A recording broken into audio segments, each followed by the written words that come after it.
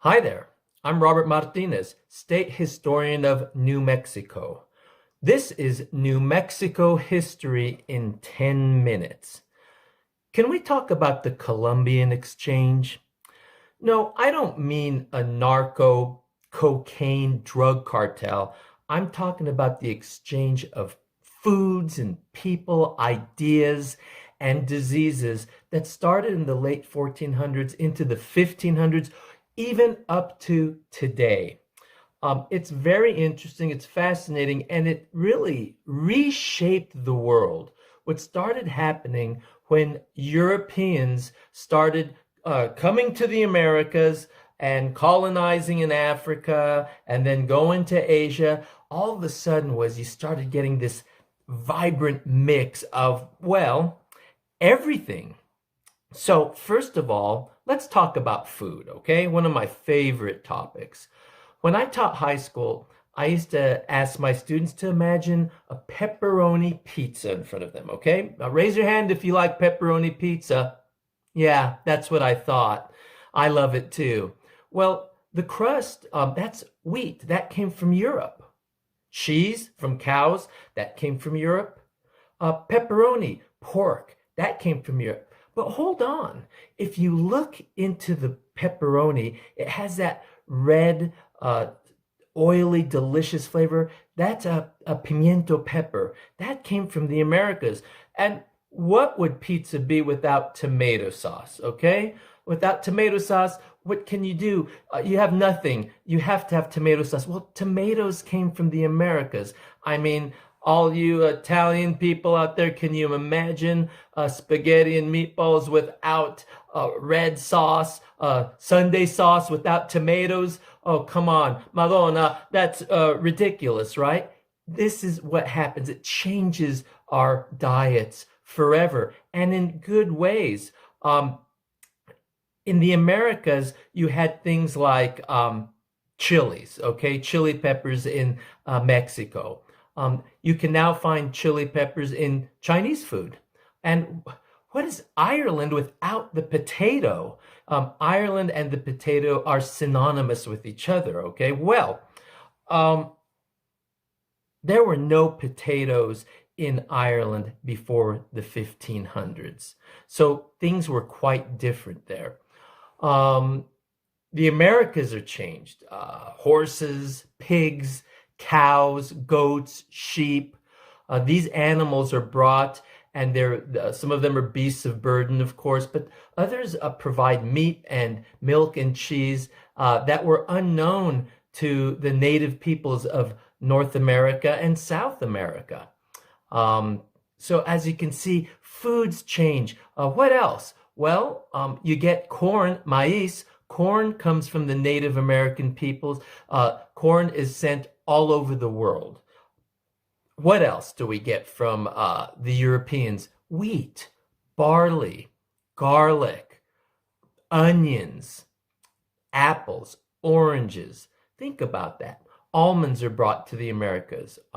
Peanuts are brought to the rest of the world. So I just want you to think about that, how foods were energized, diets changed, and this meant an increase in populations in many parts of the world. I mean, yes, there were things that cut back population, we'll get to that, but diet was really enhanced for everyone around the world. So I think the Columbian Exchange, as far as food goes, has been pretty much a positive thing for everyone. I mean, I can go on and on. Chocolate, oh my gosh, chocolato from the Aztecs, the Mexicans. Can you imagine France or Belgium without any chocolate? I love Belgian chocolate. It's fantastic. Swiss chocolate, can you imagine that? The, the world changed. Coffee was brought to the Americas, first from Asia and the Middle East, and then through Europe. So everything was mixing and changing and creating the amazing diets and food we have today. Now, how about peoples? Well, demographics really shifted radically with the opening of trade with the Americas, people moving back and forth, many because they had to, either because of economics or slavery, but also because of opportunities. So Native Americans were displaced, Africans were removed from their homeland and forced to live in other parts of the world, never to see their homeland again. Europeans left because they had nothing going for them at home. There was no work, there was no land, there was no opportunity. This is the story of immigration, okay? And everybody has ancestors who have done this. It's in our nature to want to trace our families back to the richest, the best looking, the smartest, the most noble ancestors. But all of these people were hard workers. They were immigrants in the 1500s, 1600s, 1700s. Doesn't matter if they were from Spain or Portugal, Africa, England, Ireland, France. These folks were the excess population for the most part. They wanted to go from a bad place to a better place. And so you see these folks coming. This creates a lot of economic and demographic pressures on the Native American communities, because these folks tended to go where there were already people living, sometimes to put them to work by force or coercion, and also to have markets to sell goods and produce goods. So this is mercantilism starting with the Age of Discovery, the colonizers extracting goods from the conquered territories, and then taking it to another territory to manufacture products and then sell it back to the colony.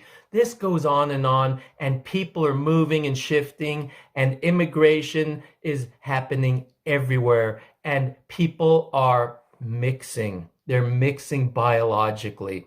It's been happening forever, folks. It cannot be explained away or avoided.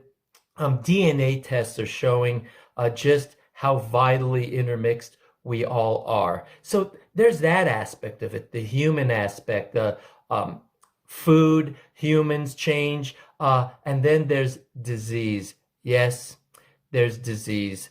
Europeans bring a lot of diseases to the Americas that the native folks had never been exposed to, so they were incredibly vulnerable. The Europeans didn't mean to do it. The Spaniards brought all kinds of diseases. The British brought diseases. And this was a demographic disaster for Native America. Upwards of 80 to 90% of them were just wiped out. Accidental or not, we have to recognize that that was very difficult on them.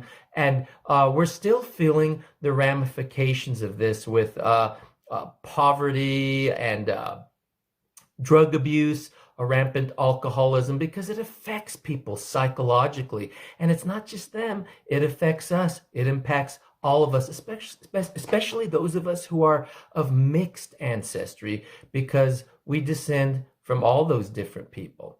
So we have to keep this in our minds when we're thinking about the Columbian Exchange. Think about that. What were the good things that came out of the Columbian Exchange, and what were the not so good things?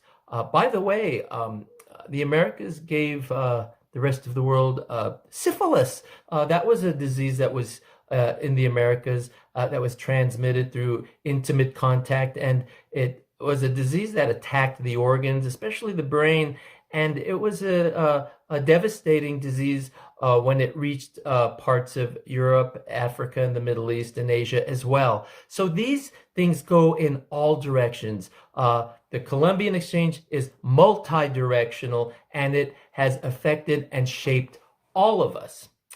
Thank you. I hope you'll join me again. Hasta pronto. Bye-bye.